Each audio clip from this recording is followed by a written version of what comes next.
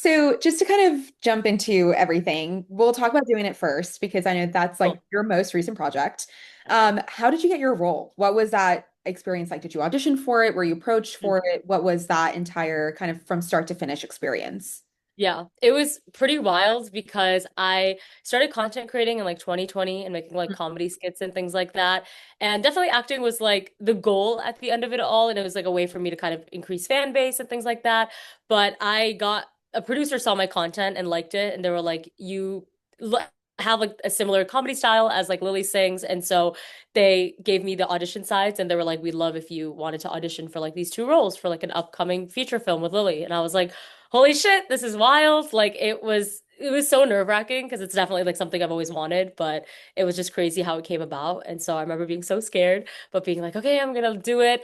I honestly, bottom of my heart, was not expecting anything because I'm just like, there's so many actors, so many people who audition. Like, I'm grateful to even get the audition, but like, we'll see what happens. So I auditioned for Crystal, who I ended up booking, and then Jasmine. So two of the roles. And then I didn't hear back for like months. And so I was like, okay, cool.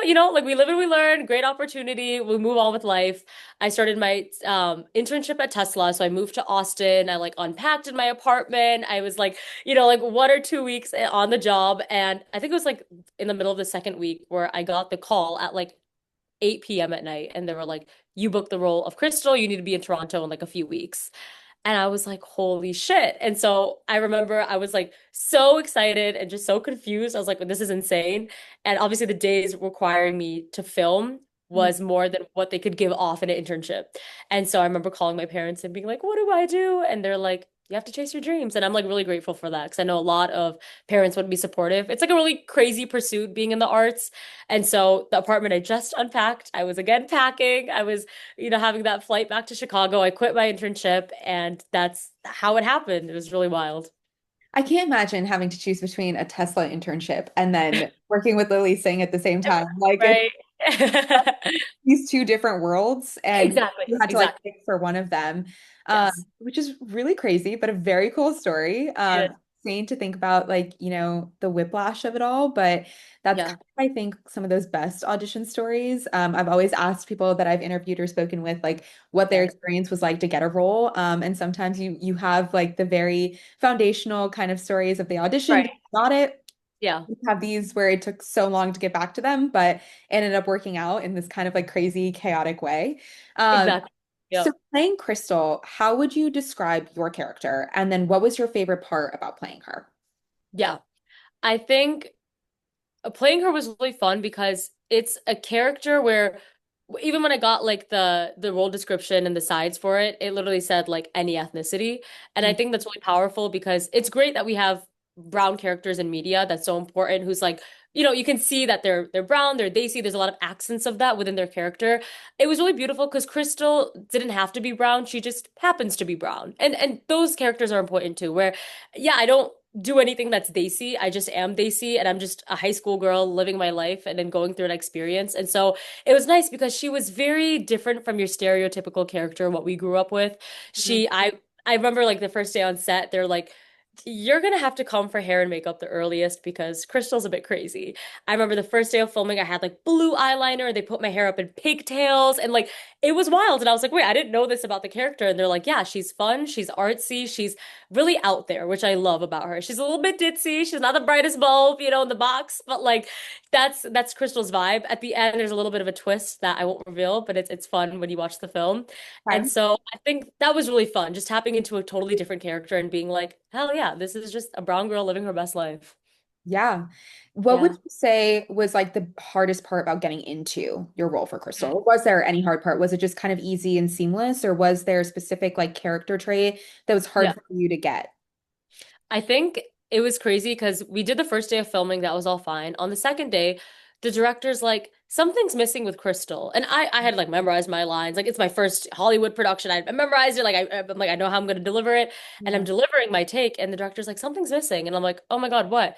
She's like, let's make her a little bit more Valley Girl. Let's make it a little bit more ditzy, a little bit more airheaded. And that was definitely such a twist because like for like the weeks before I was not practicing it like that at all, and it was definitely a different take on the character.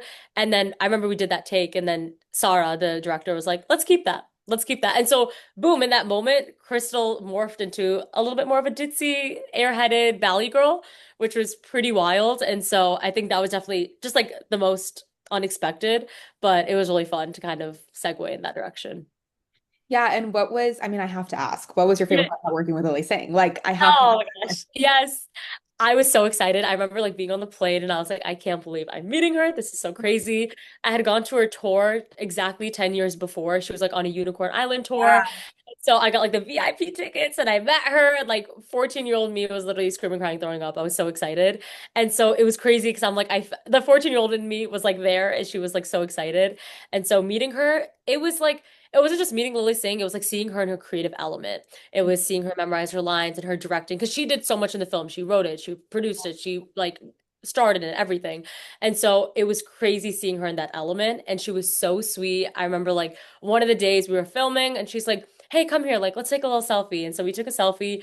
And then within an hour, I went back to my trailer to like grab a water or like something like that. And when I walked in, she had already printed it out into like a Polaroid and wrote me a handwritten message and like left it on like the seat in my trailer. And I was like, that's so sweet. I was like, that's so nice. Like, it was just so, I really touched my heart and I still have it like hanging in my room. And so it was definitely like a really nice moment. And it was such a great experience. We recreated the photo that we did 10 years ago, like exactly same pose, same everything. And so she was such a sweetheart. That's so sweet. The like Yeah, the Polaroid and just like the sentimental value of it, especially since you exactly. had kind of grown up watching, her work and then to be a Yeah, part of not only the same field, but the same project and working so closely yeah, with her has to be a very like full circle moment for you. Uh, absolutely. and Yeah. talking about full circle moments, because Yeah. a lot of research on you when I was prepping for this Yeah.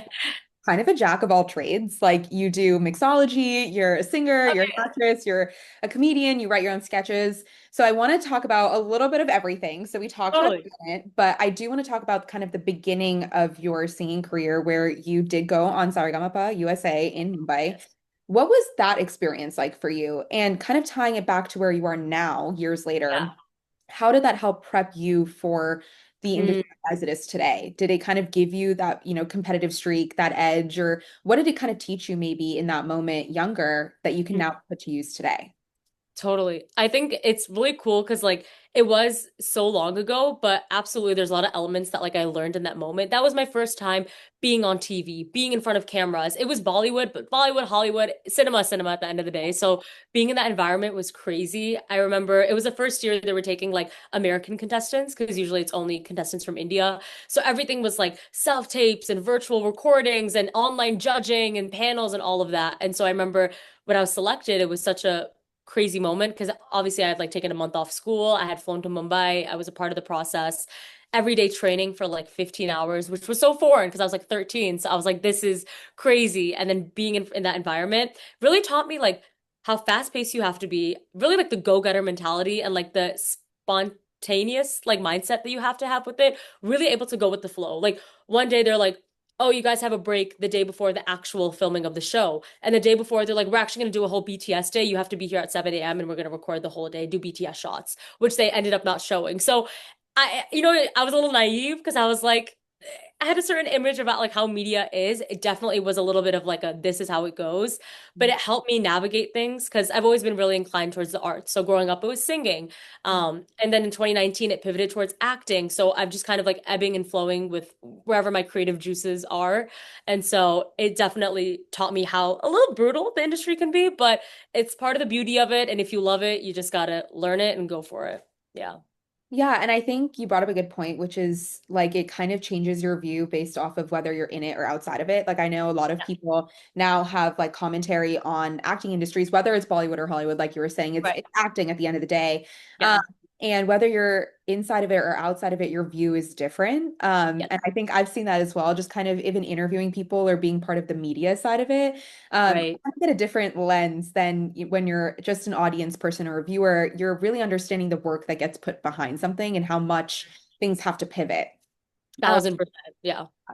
so for your comedy, because I want to jump to that as well, you have quite a big following on TikTok, specifically for like your comedy sketches and your mixology. Uh, Yeah. talking about your comedy first, how did that kind of get started? What was like Yeah. the little itch in you that said, I kind of want to do this, or did it somehow just kind of come about from writing something one day? What was that Mm. like? Yeah. Growing up, I loved doing sketches. Like my mom has recordings of me imitating my grandpa when I was like 5 and like doing little like comedy things. Like it's always been, I love impersonating people. I love making people laugh. That's always something, I think it's just how I was born, truly. And so in 2020, when it was like COVID and we're all just like locked in with our like families and, staying inside, I was scrolling a lot. Like your girl was consuming, and everyone was, so I won't beat myself up for it. But I remember my sister was like, you're consuming all this content, but like, why don't you create? And I remember her kind of giving me that nudge. I think had it not been COVID, I would have been like, what are my classmates gonna think? Like, what is family friends gonna say? Like, that's so weird. She's so cringe. Who does she think she is? But something about just being isolated and alone, I was like, to be cringe is to be free. Like, let me just do it. I kind of just let go. And I think at that time it was scary, but content creating literally gave me sanity during that period of time, connecting with like online supporters and things like that. Like that became like my new friend group. Like I remember meeting other creators on like weekly Zooms and things like that. Like it definitely helped me. And so it was crazy the way it came about. And so it was like during COVID where I really started like harnessing acting, writing sketches, and like taking it a bit more seriously. Yeah. Yeah, and I always say this because I work full time in marketing. So I manage social media for a nonprofit full time. And Oh, awesome. I Yeah. find it really interesting how content creation, I work in influencer marketing too. So I work with a lot of influencers in Mm, the area. And I yeah. find it interesting that they bring up the same point where a lot of them are not full-time content creators, they're part-time Right. content creators. And for them, it's like a separate, you know, Yeah. moment of the day that they're able to utilize. And content Yeah. creation can give you a lot of these opportunities. And I want to bring it back to your original point that you said of how a producer kind of saw your work. Right. For doing it, and then that opportunity just came for you from there, and that's what content creation can really do. um Yes. what has been your favorite sketch that you've ever written or performed? Ooh. I think okay, there's like a few, but I think the one that really sticks out is I did like a one woman show where I was just imitating like Indian soap operas. And so I like dressed up as the auntie, I dressed up as the husband, I dressed up as the lady. And then how soap operas are like ridiculous. Like they'll like trip over a rock and they'll end up like choking on something and you're like, wait, how did that even happen? And so in the video, I like fell into like a suitcase. The suitcase closed and then the suitcase goes down like the staircase. And I remember filming it and like our like housekeeper was looking at me and being like, this girl's insane. Like what the fuck is wrong with her? And so I remember it was really funny. And I remember I like had the most fun. It was probably 3 or 4 years ago, but like it's crazy how that sticks out when you ask that. Cause I was like, that was really funny. And like editing it too. Yeah. So you know that that's actually happened, right? In like an I actual television I think show. that's probably where I got the inspo from. Yeah, Yes. because there's a very famous meme all over like Instagram Reels, and it has Yeah. happened in a very, very famous like television soap opera in India where she like falls into a suitcase and gets like Yeah. hidden or like Yeah. kidnapped or something somewhere. So that's so funny that that's your favorite sketch because I Yeah. have visually seen that actually in the show. I think I need to rewatch that for sure. No, it's amazing. I want to meet the writer and be like, well done, sir. This is fantastic. I know. I really need to Yeah. know where they get their ideas from because the editing Yeah. is one side. Like it's entertaining Yes. all on its own with the editing of everything. Oh And I yeah. know that a lot of actors that have moved from television to films and specifically Bollywood have talked Mhm. about the reasoning for that. It's because you need to catch people's attention if you're running 6 or 7 days a week. And like these people are Yes. very busy and they need to kind of make that work. Yeah.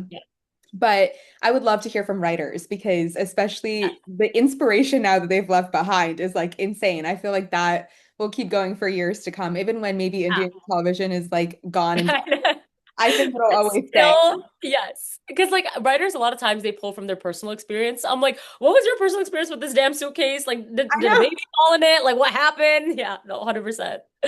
How did you get in there? Like, was it like a big check-in bag or how was that? What was that Yeah, like? it was I went with editing, so I showed myself falling in it, and then the next clip was just I just put the dupatta like falling out of it, and then I just zipped it up, and so like I just made it look like I was in there, but yeah, it was great. Smart. Love the writing and the editing and the It's a joke. I want to talk about your mixology too, because I was Yeah, looking at your yeah. TikTok and your most recent one is like a chai martini. Um, Yes. and I love that you're kind of infusing South Asian flavors. A, what's your favorite drink you've ever created? And then B, if you could, where would you want to see your mixology go? Would you want to create like a cookbook for Mm. drinks? Would you want to create, some sort of like personalized South Asian bar experience. Like what do you want to do with that? Or if you don't even know yet, what would your like ideal thing be for mixology? I got you. That's really fun. I think my favorite drink so far was the one I took a break for a bit and then I posted again like 5 days ago. Mhm. A lot of people were questioning about it. Even I was too. Okay, you know like a Bloody Mary. So usually it's like tomato juice, vodka, and then you have different spices like black pepper, garlic salt, whatever. Instead of all of that, I used the Maggi masala powder. And so I literally did, I called it a Bloody Maggie, which like the name doesn't sound appetizing, but I remember making it and like I was like, I'll just like have fun with it. And then at the end, I like tried it and I was like, why is this so good? I was like, and you don't Oh, taste the vodka. And I was like, even my mom, she was like, I don't know what nonsense you're making. And she tried it and she's like, it's not bad. And I was like, yeah, I was like, you like it, girl. So I think that was honestly, I think like the chai teeny was like my least favorite because I'm really like a savory girl. So I like things that are like the pani puri, the like like the chatpata of it all. Like I yeah. like flavors. And so I think that's definitely I like doing like really crazy shit. And also like you gotta throw in a little rage bait, do something a little wild. Like I put like Maggie on like the straw and they're like, what are you doing? And I was like, I mean, it's great for engagement. You have to rage bait. Like, exactly, yeah. it's good for engagement, I think, Right. personally. Uh, Exactly. Yeah. And I was like, no Maggie was harmed in the making of this video. Like it was eaten, we're all good. But I think ideally, I kind of even as you were saying it, I was like thinking about it. I was like, I feel like a little pop-up could be cute because like yeah. it's definitely something like fun and like I think it's like a one-time experience. It's not like, oh, every Saturday, let me have my Bloody Maggie. Like, so I think maybe a one-time thing could definitely be really, really cool. Yeah, and I think there are so many of these like new South Asian dining and bar experiences Oh that yeah. pop-ups are kind of all the rage right now. So that could definitely be something to kind of think of, for the Yeah. future. But I do have to admit something. I have actually never had Maggie in my life, so I have no idea what that Really? tastes like. I know Oh my God. Is there a reason? Are you like don't like noodles or like I don't know why Maggie's just never been appetizing to me personally. Like I love like the like Hakka noodles and like all of like the okay. Yeah. noodles that come from like the Indo-Chinese, cuisine Yes. and fusion and stuff. But I don't Yeah. know that Maggie's never really been on my list. So maybe Yeah. I'll have to look at your recipe and try the Bloody Maggie out instead. Yes, that could be like your segue into it. Then you're gonna send me videos of you having bowls of Maggie, and I'll be like, hell yeah, that's what I'm talking about. Yeah, no, absolutely. Just kind of to wrap it up for you, what are you hoping that people take away from the film itself, from doing it? But then also, what are you hoping that people take away from your character? I think definitely what I want people to take away from the film is there's a lot of guilt when it comes to like sex and things like that within the South Asian culture. And I remember like first time I was doing anything physical with, a boyfriend or someone I had a crush on, I had like an overbearing like pressure on my shoulder to be like, oh my God, you have to tell mom and dad, you're so disgusting. Like I like felt these things to be completely vulnerable. And so I just hope that like people realize, especially in the South Asian culture, like we're human. This is normal. Let's talk about it because at the end of the day, like India has a big ass population. Like we be doing it left, right, center. So like we should be having these conversations. It's so important to like as a girl, you should know when to get your first pap smear and you should know what safe sex is and you should know what consent is. And these are really important things that affect us later on down the line because these things can go into trauma and it can go into a really scary dark path. So I'm like, why not avoid that and have these conversations up front and be vulnerable and vocal about it. And so I'm really hoping that from the film side happens. And in terms of like the brown character and Crystal, I want people to kind of just realize like Indians come in all shapes and forms and personality traits. And it's not, I think, especially online now, I'm seeing a new wave of Indian hate and Yeah. South Asian hate. And it's really, really disgusting and disheartening. I just hope people see like we come in all shapes and sizes. We are here, we are staying, and you're not going to confine us to the boxes that you want to. And so I think, I know not to get serious, but like that's what I hope from this. Yeah. No, and I've definitely seen that conversation. Like I know so many people, have brought out that Indians have so many different, personality traits, character traits, Right. little features, and you can't always just put us in a box. And no one gets to decide like who is South Asian and who's not. So, Exactly. I think I really love that statement that it's really helpful for people to see outside of the South Asian community that there are different types of South Asian people, especially in the US and in the Western world. And you're right, again, about the whole conversation around sex. I think that's really important within the South Asian community, especially I think within the NRI community, because I'm seeing Yeah. a lot in, Indian films itself and Indian web series, but that So true. conversation doesn't seem to really translate to Translate. Yeah, NRIs that are living here and, have immigrated here and have children that are first generation. totally. I'm glad that that conversation is becoming more mainstream in NRIs here, especially with more content and with more South Asian representation.